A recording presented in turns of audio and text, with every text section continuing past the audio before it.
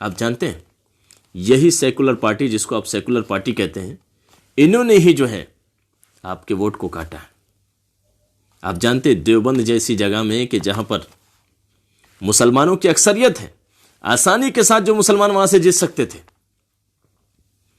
لیکن وہاں پر سپا، بسپا، کانگریس تینوں نے جو اپنے اپنے پرتیاشی، اپنے اپنے کینڈیڈیٹ مسلمانوں کو کھڑا کیا، اور یوں مسلمانوں کا ووٹ ان تین پارٹیوں میں جو بٹ گیا، اور آسانی کے ساتھ جو فرقہ پرست طاقت جو وہ دیوبند جیسے شہر کے اندر میں آ گئی۔ کسی نے اس وقت انہیں نہیں کہا کہ یہ ووٹ کٹوا ہے، کسی نے سپا کو نہیں کہا کہ ووٹ کٹوا ہے، کسی نے بسپا کو نہیں کہا کہ ووٹ کٹوا ہے، کسی نے کانگریس کو نہیں کہا ووٹ کٹوا ہے۔ میرا سوال یہ کہ اگر یہ سیکولر پارٹی تھی، یہ تینوں، ان تینوں نے ایسی جگہوں کے اندر میں کہ جہاں مسلمانوں کی اکثریت تھی، کیوں مسلمانوں کو کھڑا کر کے مسلمانوں کو ووٹ بانٹا؟ کیوں نہیں یہاں وہاں پر جو ہے یہ آپس میں اتحاد کر کے ایک آدمی کو اتارتے، اور یوں جو ہے فرقہ پرست طاقتوں کا جو خاتمہ ہوتا۔ آپ جانتے ہیں مظفر نگر جیسے علاقے کے اندر میں جہاں پر بہت زیادہ ظلم و ستم ہوا، 50,000 گھر سے زائد جو بے گھر ہو گئے، وہاں ماں اور بہنوں کی عزتوں کے ساتھ کھیلا گیا، ماں اور بہنوں کی عزتوں کو جو لوٹا گیا وہاں پر۔ آج بھی وہ لوگ 9 سال ہو گئے ہیں، آج بھی لوگ وہ بے گھر ہیں، وہ لوگ آج بھی وہ لوگ بے گھر ہیں۔ اتنے سالوں کے باوجود بھی ان کا کوئی آنسو پوچھنے والا نہیں ہے، ان کو کوئی درد کو سننے والا نہیں ہے، ان کے لیے کوئی آواز اٹھانے والا نہیں ہے۔ اب ایسے وقت کے اندر میں کیا ہماری ذمہ داری بنتی ہے کہ ان کی آواز اٹھانے والا کیا کوئی کبھی نہ آئے؟ ایسے وقت میں مظفر نگر کے لوگوں کی، دیوبند کے لوگوں کی، اسی طرح سے یو پی کے ایک ایک قصبے، ایک ایک علاقے کے لوگوں کی یہ ذمہ داری ہے کہ یک طرفہ ایک ایسا شخص جو امت کا درد رکھتا ہے، جو اللہ کا خوف دلوں میں رکھتا ہے، اس کو یک طرفہ طور پر جو اس کو ووٹ دے اور اس کو حکومت کی کرسی میں بیٹھائے۔ یہ آپ سب کی ذمہ داری ہے۔ میں آپ سب سے گزارش کرتا ہوں کہ یک طرفہ طور پر جس علاقے کے اندر میں اسد اویسی صاحب کے کینڈیڈیٹ ہو، اسد اویسی صاحب کے کینڈیڈیٹ ہو، ان کے پرتیاشی ہو، آپ کی یہ ذمہ داری بنتی ہے کہ یک طرفہ طور پر جو ان کو ووٹ دے، اپنے ووٹ کو تقسیم نہ کرے۔ کیونکہ اگر یہ اسد اویسی صاحب اگر جیتتے ہیں، بہت سارے لوگ کہتے ہیں کہ اگر یہ 100 سیٹ جیت بھی گئے تو کیا حکومت کیا بنائیں گے؟ بھائی حکومت نہیں بنائیں گے، لیکن آپ کے بغیر کسی کی حکومت بن بھی نہیں سکے گی، اور یہ آپ کے حقوق کی لڑائی لڑ رہے ہیں، یہ آپ کو اچھی حالت کے اندر میں دیکھنا چاہتے ہیں، ہمیشہ جو ٹوٹے ہوئے پھوٹے ہوئے حالت میں نہیں دیکھنا چاہتے۔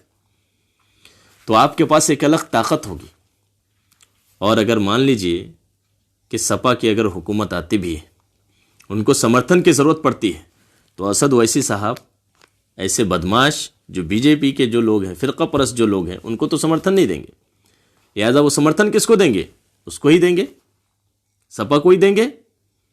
اور اگر آپ چاہتے ہیں کہ سپا کی بھی حکومت آئے تو بھی جو ہے آپ کو یہ کام جو ہے کرنے کی ضرورت ہے۔ اب یک طرفہ طور پر جو ان کو جتائیں، اور اگر اس کی نہیں بھی آتی ہے اگر حکومت، تو بھی آپ اپنے علاقے کے اندر میں اگر مان لیجئے کہ اس کو زیادہ لوگ ووٹ نہیں دیتے، تو بھی آپ اپنے علاقے کے اندر میں آپ کا اپنا نمائندہ ہوگا، جس کے پاس آپ اپنے دکھ کو لے کے جا سکتے ہیں، جس کے پاس اپنے درد کو لے کر جا سکتے ہیں، جس کے پاس اپنے دکھ کو جو بیان کر سکتے ہیں۔ لیکن خدا نخواستہ اگر ایسا نہیں ہوتا ہے، اور اگر مسلمانوں کا ووٹ جو ہے اس دفعہ بھی جو بڑھ جاتا ہے، سیکولر پارٹیوں کے اندر مسلمانوں کا ووٹ اگر بڑھ جاتا ہے، تو پھر آگے کا چل کے کیا ہوگا کہ آگے یہ فرقہ پرست طاقتیں، یہ بی جے پی آسانی سے جو نکل جائے گی۔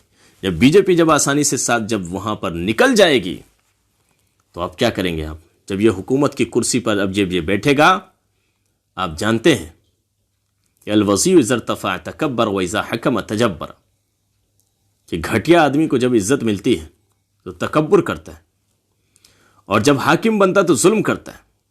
تو یوگی یہ اس ملک کا گھٹیا اور ذلیل ترین انسان ہے، اور جب اس کو جب حکومت ملے گی تو ابھی تک تو یہ ظلم کر رہا تھا، لیکن اس کا ظلم اب اور بڑھ جائے گا، اور اس کا ظلم اس کے ساتھ ساتھ اس کے جتنے بھی کینڈیڈیٹ ہیں، یہ سب جو ہے بدماش کھڑے ہو جائیں گے. آگے آنے والے وقت کے اندر میں ہمارے لیے کتنی پریشانی کھڑی ہو جائیں گی. کیا آپ ان کے پاس جا کر اپنا دکھ بیان کر سکتے ہیں؟